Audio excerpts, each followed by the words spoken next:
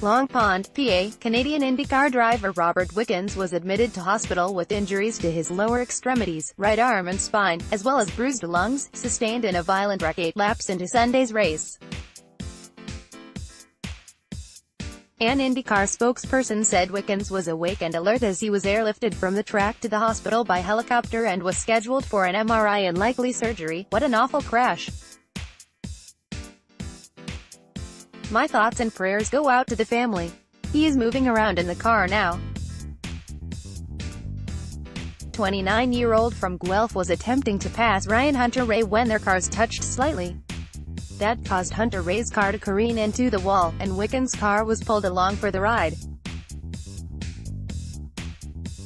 Once Wickens' car soared over Hunter-Reay's and hit the fence, it spun leg atop. The fencing was shredded and Wickens' car was reduced to just the tub, which came to rest along an interior wall.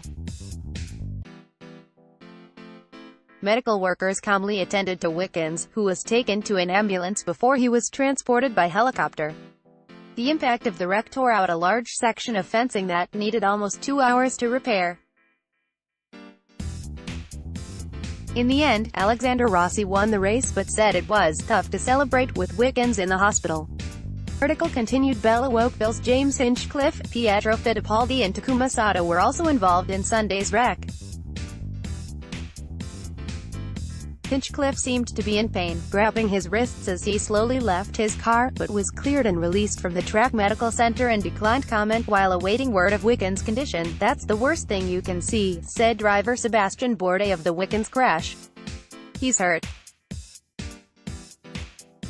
He's awake and alert and at least he's alive." The race was delayed for nearly 2 hours for track repairs, and another accident when Graham Rahal ran into Spencer Pigot shortly after the restart. "We can only hope one thing, that Robbie, Hinch and everyone involved is okay," Rahal tweeted during the delay. "These are the dangers we face, but we always hate to see it.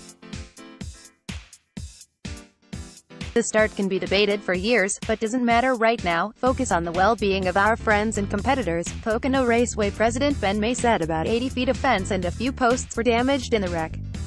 Bourdais raised concerns about the quality of the repairs and condition of the fence before he got back into the car, calling the work pretty lousy. Canadian driver Robert Wickens was involved in a massive crash in Sunday's IndyCar race in Pocono and taken to hospital. Darren Cummings, AP file photo, said "It may not be the prettiest job, but it's going to be safe." Hinchcliffe and Wickens formed the all-Canadian Schmidt-Peterson Motorsports team. They raced each other as youngsters in Toronto, and Hinchcliffe helped lure Wickens to IndyCar this season after a successful career in Europe. Article continued below. The crash was a grim reminder of how open-wheel racers put their lives on the line. In 2015 at Pocono, Justin Wilson died from a head injury when a piece of debris from a crashed car bounced off the track and hit his helmet. Hinchcliffe survived his own life-threatening injury when a broken part from his car pierced an artery during a 2015 crash at Indianapolis Motor Speedway. Hinchcliffe would have bled to death if not for the medical team holding the artery together as it raced him from the track directly to a hospital. A year earlier, Hinchcliffe suffered a concussion when he was hit in the helmet by a piece of debris on the road course at Indianapolis. Wickens had reeled off 5 straight top 5 finishes and matched a career-best second in the last race at Mid-Ohio. Fittipaldi had just returned from a lengthy layoff because of 2 broken legs suffered in Europe. Team owner Dale Coyne said Fittipaldi had a sore ankle and did not believe it was broken again.